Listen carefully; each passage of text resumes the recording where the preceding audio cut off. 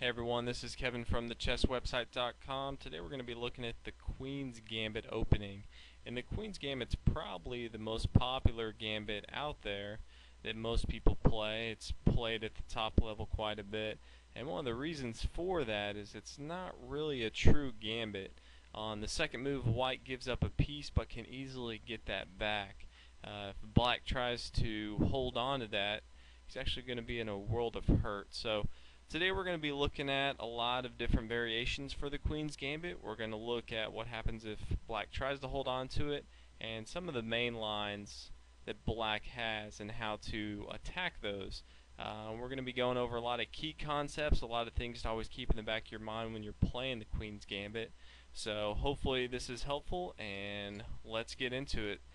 Starts out with pawn to d4, Black responds pawn d5, and immediately Black plays pawn to c4. Now this does a couple things.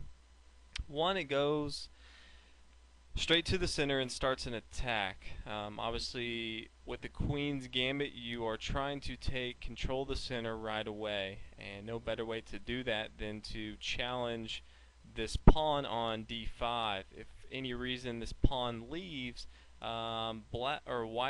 White can just come here to e4 and have great control of the center with both pawns in the center. Real quick, we're going to go over what happens if Black tries to take and hold on to it. So Black can take, and we'll go over some various lines here in a minute. White can easily just come with a simple move, pawn to e3. Now this sets up for a bishop to just go ahead and take back this piece, and this pawn is nicely placed. It's defending this pawn on d4, getting ready for this attack on c4. Now if Black decides he wants to hold on to it, let's say he comes down with his pawn to b5, White can simply respond with a4, attacking this on b5. Black can always take, but then after we take, this pawn is still hanging on c4 and it eventually will fall. Now Black sometimes will make an error in the game and will play pawn to c6, and after White captures, Black captures, thinking he's adding another defender to this, but now White has a little trap, and it's a devastating move. And it's just simply queen to f3, eyeing down this rook on a8, and there's really nothing Black can do to counter that. He can't put his bishop here because it'll be taken. All he can really do to stop this is move his knight, which will be captured, and then he'll usually move his bishop here to block the check, and his rook is safe, but he's just lost a minor piece. White can now just retreat, and he's got a rook open on the a file, and Black is down a minor piece. So he's going to have a hard time holding on to it, which is why we don't consider the Queen's Gambit a true gambit. Now taking the pawn at the beginning is not a bad move at all, as we see here.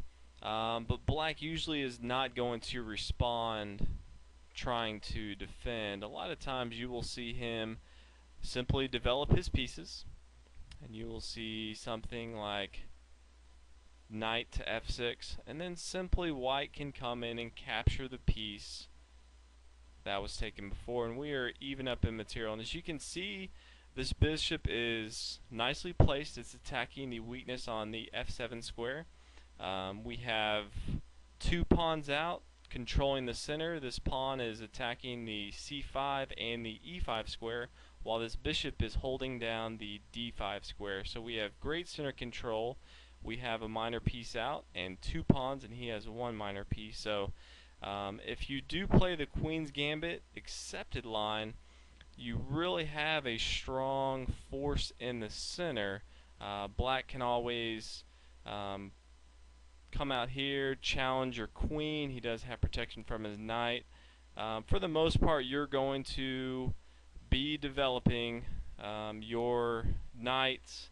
Eventually this knight will come here, and you're going to castle. This is kind of the setup of the Queen's Gambit accepted line. Now we're going to kind of take a look at the Queen's Gambit declined. Now this is a lot more common. A lot of players now are playing the Queen's Gambit decline line, and it normally starts with a move like e6. This is kind of the most common move at top level play, and what it does is if white tries to take on d5, black can simply come back, and he's got great center control. He's holding down this e4 square. White can't come to the center, and he's building up a great defense. The one weakness that he has, though, is he has closed in his bishop from moving. And as far as opening theory, you never want to close in your bishops with your pawns, and in any opening you should always keep notice to that, especially for yourself and your opponents. A lot of times you will not notice trapping your bishops, and then later on when you try to activate them you realize that they are out of use. So black has a weakness here with his bishop, so we're going to later down the line try to exploit that. But for here, Queen's Gambit line, it's basically a lot of moves trying to control the center, so we are going to put added pressure on this d5 square and develop our knight here to b3. A lot of times black will respond developing to f6, putting pressure on the e4 square, so he now has two attackers on the e4 square and we have one defender. And normally here we want to, before we move this pawn, we want to go ahead and get our bishop out of the way. And the whites, for white, the light square bishop is usually its more powerful bishop, so we're going to go ahead and use our dark square bishop and pin down this knight here. This will allow us, if we want to move this pawn one, we definitely can build a nice little pawn structure where our light square bishop can move around freely, but you definitely want to get this bishop out first. Now he can always respond. He can do a slab defense and move his pawn up. He can always move his knight out.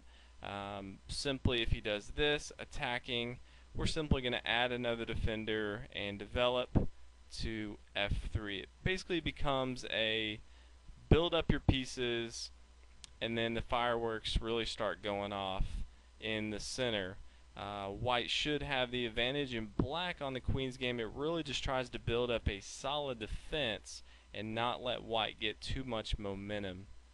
So these are some of the key concepts to keep a look at. Later on down the road I'll analyze some GM games that have played some of the matches in the Queen's Gambit line. But hope y'all have enjoyed this, hope y'all have learned a lot, and be sure to watch the other videos, subscribe, and check out the website www.thechesswebsite.com.